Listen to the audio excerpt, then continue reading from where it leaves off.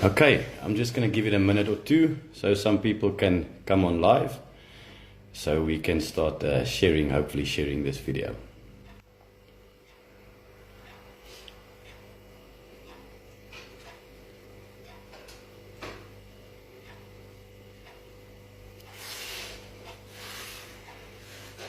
Okay.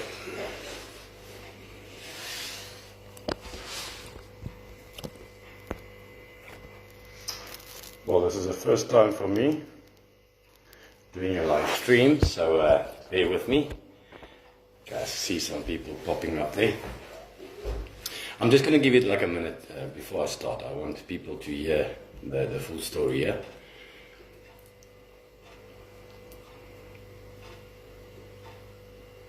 Okay. Just give it a few seconds. Thank you for the people that's live online.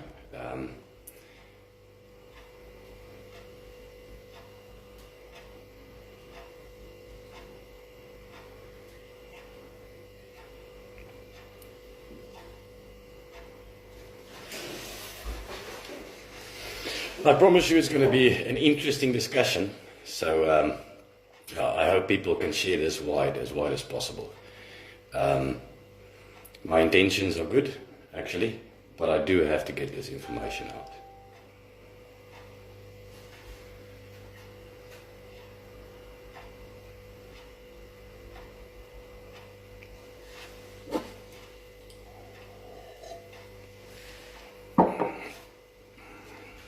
Okay, people are coming online. Thank you for this.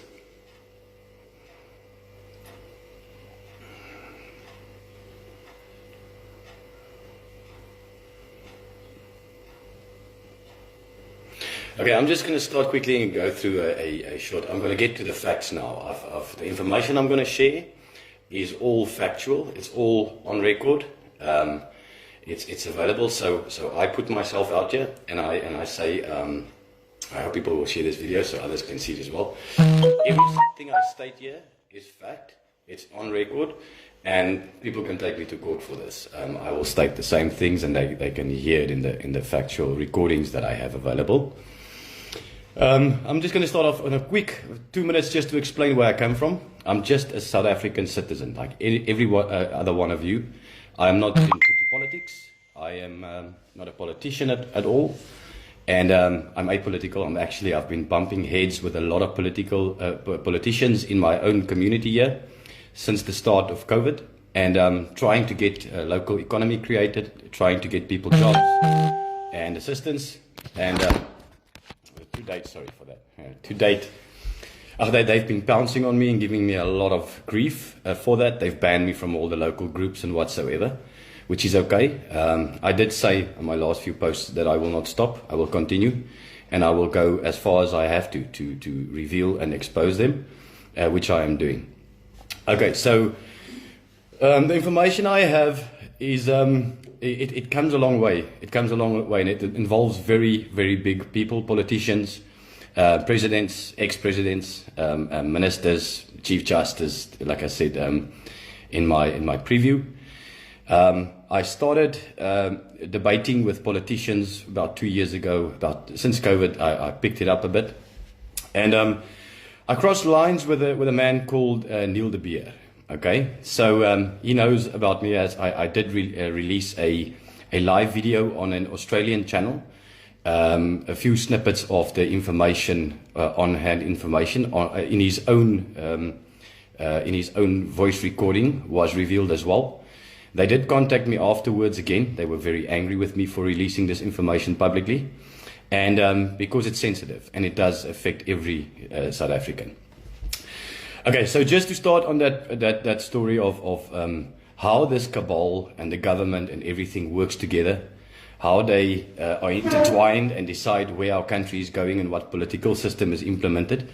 Started with this discussion, and Neil revealed a lot of stuff to me. I've actually publicly challenged him on Facebook that because according to him, he's going to become our president in 2024.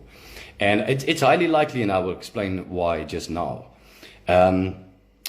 So he revealed that he was a Mkhonto Sizwe spy before 1994. Okay, so first question I have is, how did Neil de Beer, the grandson of the De Beers family, and he's still running their family, he's still the chairman of Debcor today, like he revealed, how did he get into Mkhonto Sizwe pre-94? He was one of the rich families that obviously had lots of National Party support in the apartheid regime as well. They all made lots of money then, and they're still making money now during with this new government. They implemented and helped implement. So immediately after 94, Neil de Beer, he was in the military, then he went to the security police, old South African regime. Then he went over to Mkhonto Sizwe, where he became a top spy. There's a book out about him, the Mandela Spies. There's a couple of them. And then he, directly under Jacob Zuma, by the way. Then he joined Thabo Mbeki as an economic advisor. And he started rolling out the NEPAD economic policy throughout Africa, actually. South Africa, and then SADC, and then Africa. So this is direct involvement from the top business families directly in the ANC enclaves pre-94, actually, and then going forward.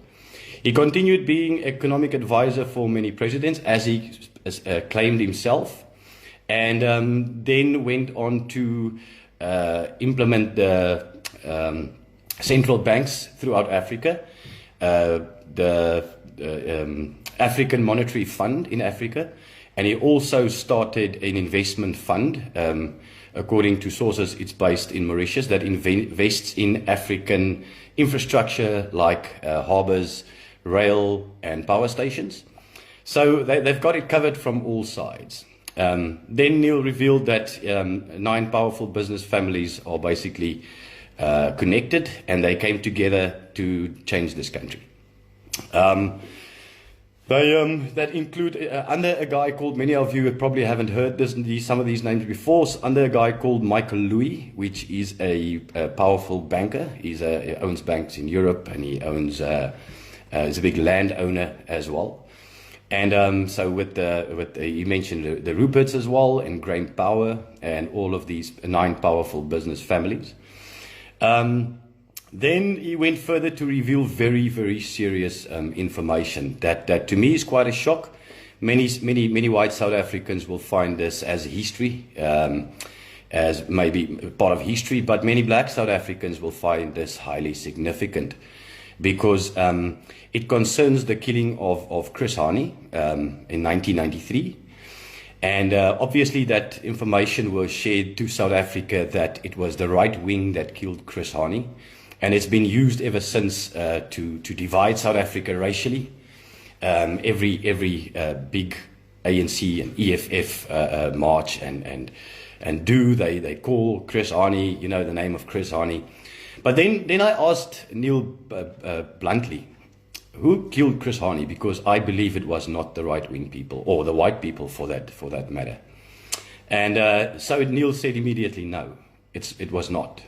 Only 18 people alive at the time knew who killed Chris Hani.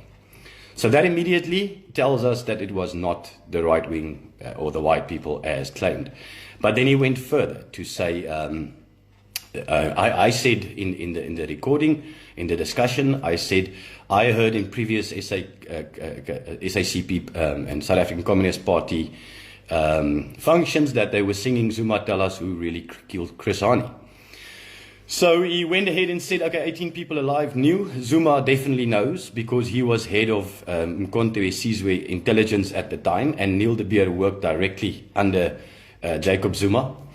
And he then claimed that he also knows who killed Chris Hani.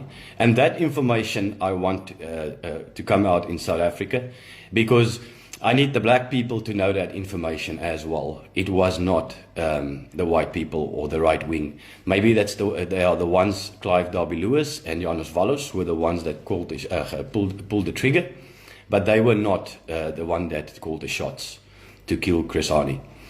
And I believe Chris Hani was in the way. If you look at his public statements and information about him, he was very critical of the ANC at the time.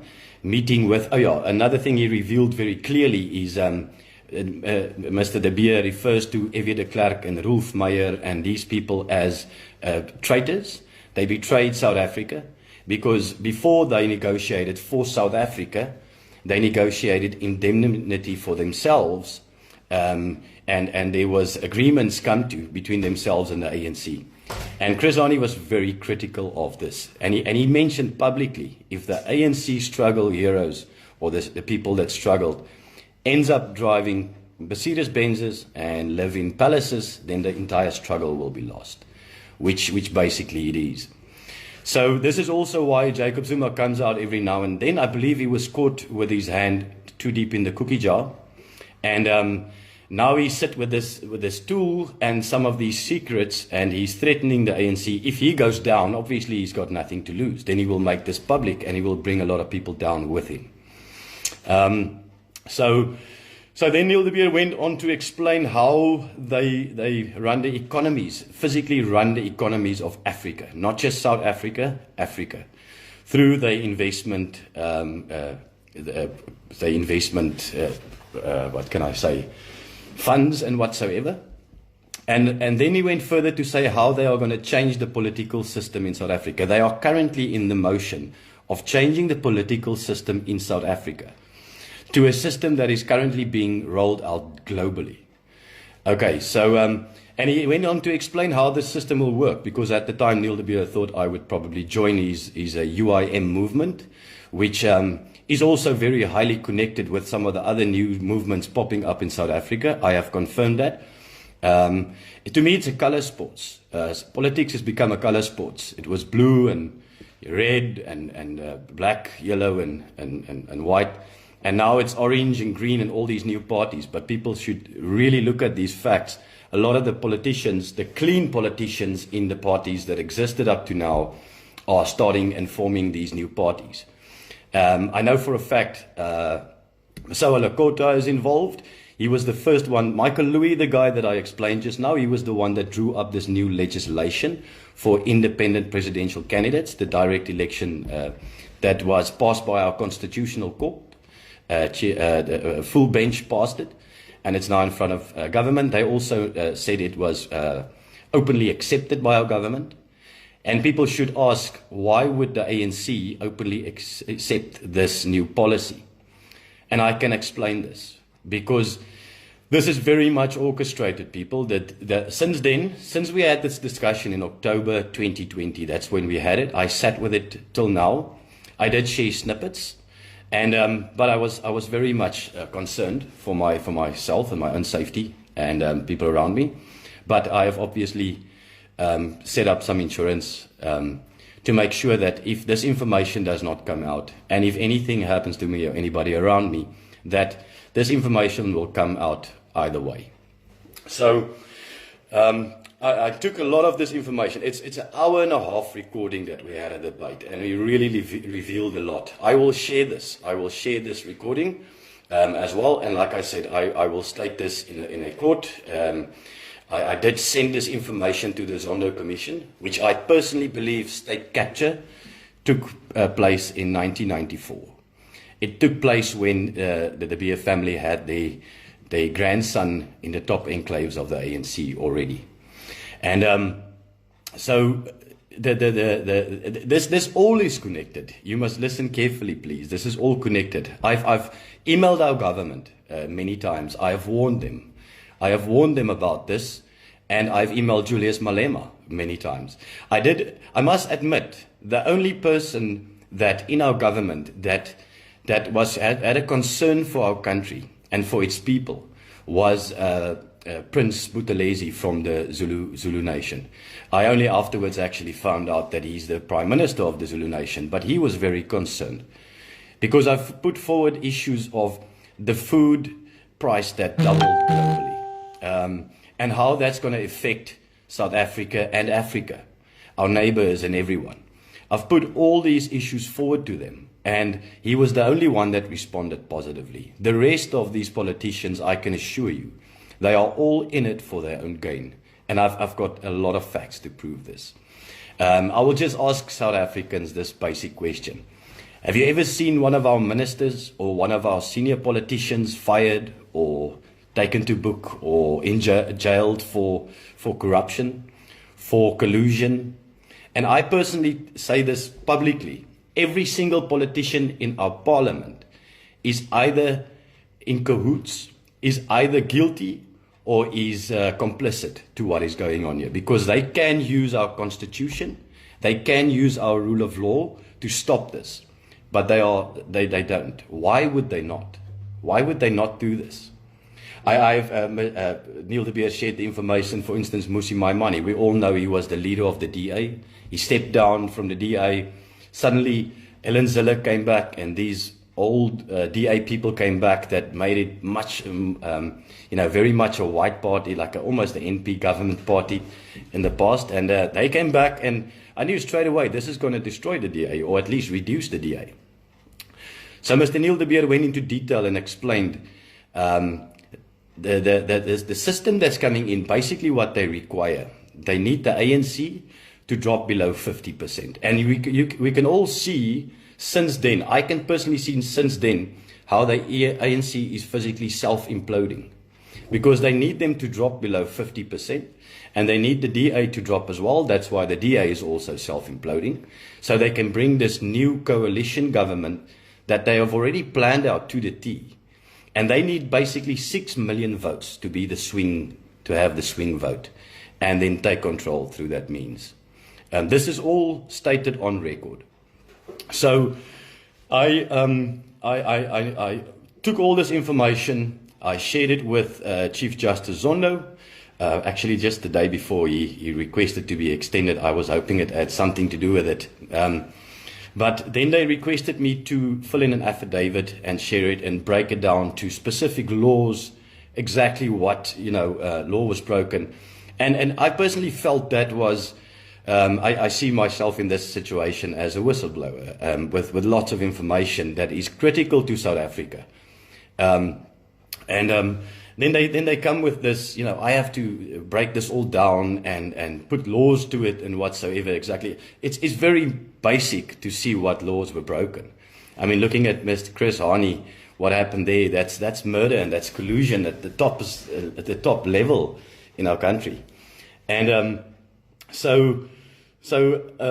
can't do that. I can't do that. I tried to reach out to constitutional lawyers in the region as well, top lawyers in South Africa, and they just basically ignored it. I sent some of the information to some of our newspapers, and just to get, especially some of the ones like Daily Maverick and those guys, to get a response, and nothing whatsoever. So then obviously I looked at Mr. Rupert and his role in this. I looked at the fact that all the mainstream media published that Rupert threatened to stop funding to the ANC and requested that they start acting and arresting people on corruption. This was public in mainstream news.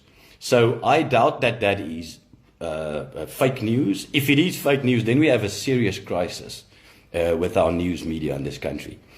Because it's also owned. It's definitely owned. I mean, I just look at Mr. Rupert. He's highly involved in e-news as well. He's got a big stake there. He's actually got a big stake in South Africa, the whole country, the food supply, the minerals, the whole country.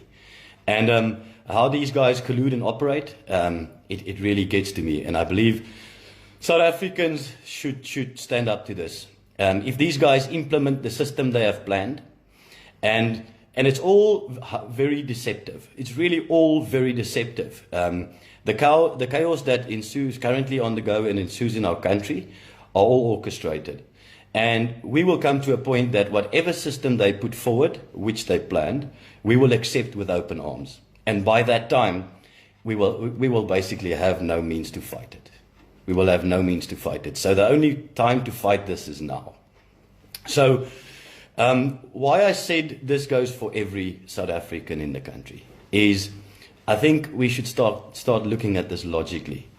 1994, people started looking at working together and taking this country forward because we're logical people. We're 60 million people in this country.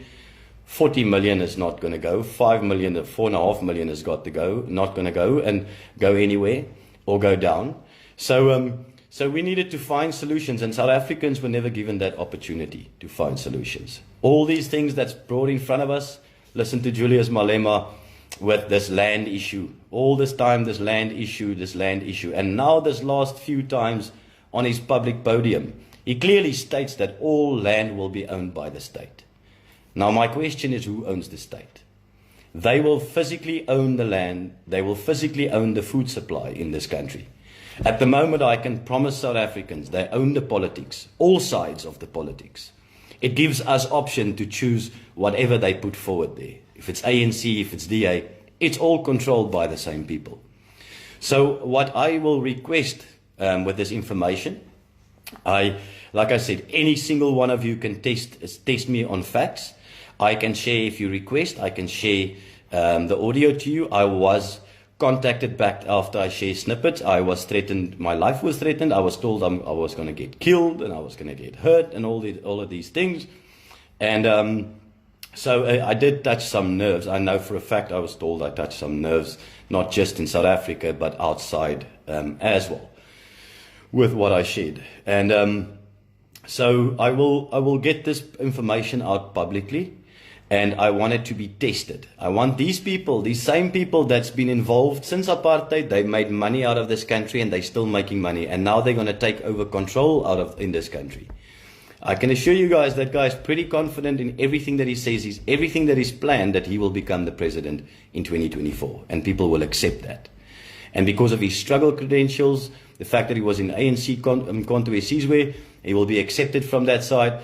And because he's got this new he's turned out over this new leaf, and he's walking around with God left, right, and center on his lips, that all the white South Africans will also accept that, which I see them do a lot. He's got a lot of followers, and it's growing, especially Afrikaans people and white people that are concerned for our country and where this is going. So that is basically the message that I have. I say this very clearly, like I said. Let me just check, put a couple of things down here, if I missed anything. I will make that audios public. There's both of them, the one that I shared and also the response after I shared that was very angry. And actually it revealed some more information of who these people are. Okay. So yeah, that's it. I'm going to keep on pushing forward with this. I will get this in front of Zondo Commission. I will get them to look into this, because getting all technicalities and technicalities to basically shun this, it's not going to stop me. I promised our government I will leave no stone unturned to bring peace to this country, to stop the murders, to stop all the hatred and racism, blatant racism. And nobody else is fueling this except for politicians. Listen, it comes from our government, from our politicians, from their podiums. It's blatant racism over and over and over. And I warn South Africans today, if this is not stopped, if we don't do something, all races and all cultures, if we don't do something to stop this, it's going to end up in chaos in this country soon. And that will be bad for every single one of us. And it will not stop in South Africa. It will go to our neighbors as well, and food security will become the biggest issue. So if there has to be a conflict, warning Julius Malema as well, if there has to be a conflict in this country, it will not stop in this country. It might kill many white people, and it might kill many black people. But the biggest problem comes after that, with the starvation and the famine that is coming. And that I can assure you, that's fact. People need to go and look at this. Look at the food prices that are doubling, and now they're starting to increase even further. And I'm talking about grain. I'm talking about corn, maize. I'm talking about grain, global prices, not South African prices. So I'm very concerned about this, and I'm not going to stop. I'm going to keep on driving this, and I'm going to keep on sharing the information publicly. And I want black people, colored people, Indian and white people to see this information, because I can assure you my intentions are to stop this racism and this divide that is orchestrated, that is planned. Because the more we fight each other, we can't see what they are doing and busy implementing in this country. We all see the laws changing. There's laws now. You cannot even say you can't even share your opinion publicly anymore. Then you can be taken to court. Now, I requested, because they threatened to take me to court after my initial video release. They threatened to take me to court, and I said, please do, because that will give me a platform to share all this information publicly. Because I need to share this information. I've got it from the horse's mouth. It's not me saying it. I've asked maybe 3-4 questions in an hour and a half's recorded phone call. And everything makes total sense, people. I promise you that. And I want the rich white people in this country, with their control, must come and explain to South Africans what they are doing to this country. Because they're the only ones gaining. Them and the political cabal, the political connections in this country. President Cyril Ramaphosa, in the emails I've asked him, I've actually did mention dishonorable members in my email, and asked them, what are their intentions? Cyril Ramaphosa became a billionaire in this country out of black people suffering. There's no other explanation for that. BEE contracts on the board of major companies, director of major companies. He was involved in Marikana at the time. He was on the board of directors at the time when Marikana went down. And nothing that just gets swept under the carpet. And white South Africans gets blamed for everything. I'm proud to be a white South African.